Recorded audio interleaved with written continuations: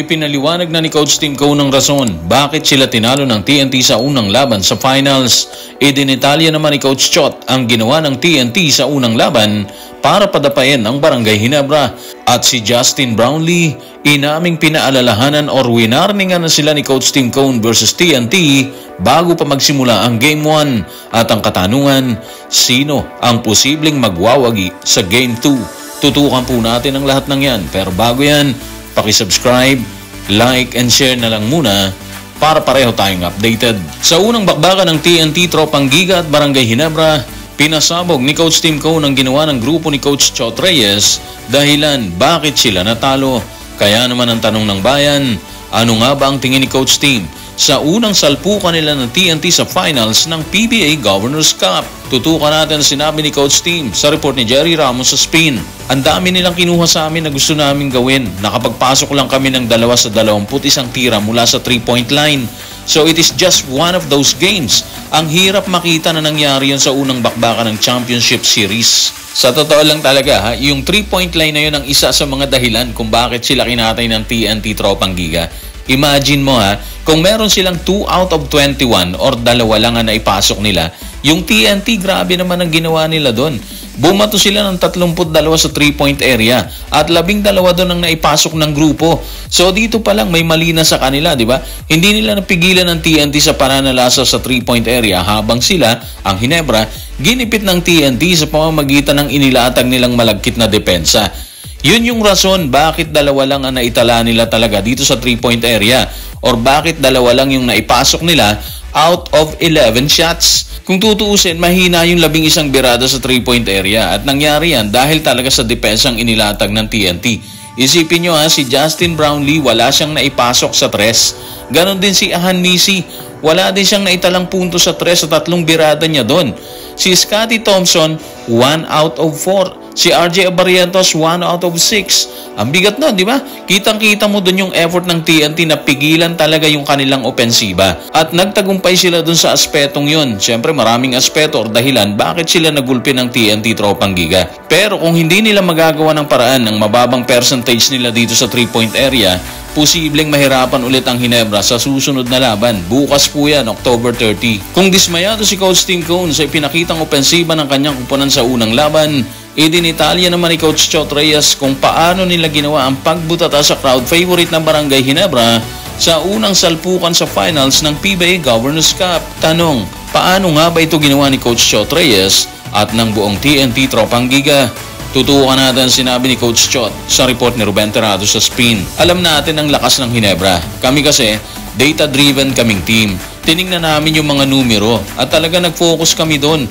Alisin ang kanilang lakas at siguraduhin na nakasandal kami kung saan kami malakas. At yun ay ang aming kakayahang pigilan ang mga kuponan. Obvious naman na depensa talaga or malagkit na depensa ang inilatag ni Coach Chot at nagawa nila talagang pigilan ng mga gunner ng Ginebra. Bigo ang Ginebra na i-execute yung kanilang opensa habang ang TNT Tropang Giga kumamada sila ng matindi doon.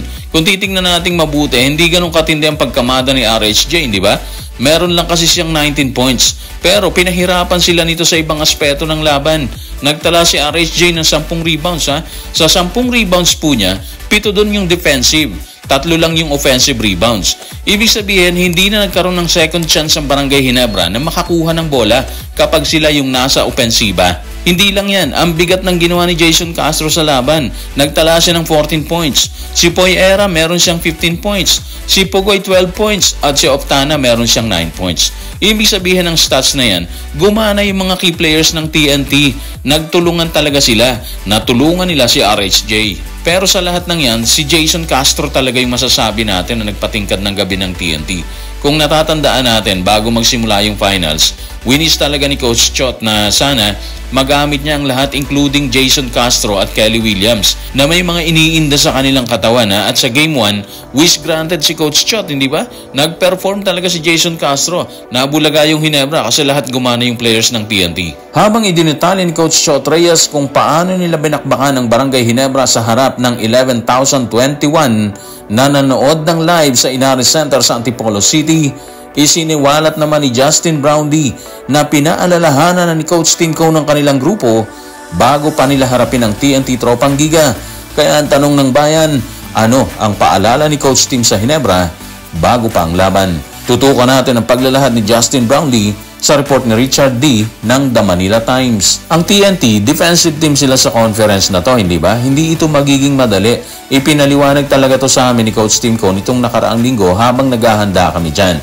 Kailangan lang namin magtrabaho pa ng mas matindi. Yun lang yon. So kung pagbabasehan natin yung mga sinabi ni Justin, hindi na sila nagulat sa naging resulta ng laban, di ba? Binigyan na kasi sila ni Coach Tim ng paalala na mabigat ang depensang ilalatag ng tropang giga or ng TNT. Depensa na ginamit din ni Coach Chot paakyat dito sa finals mula sa elimination round.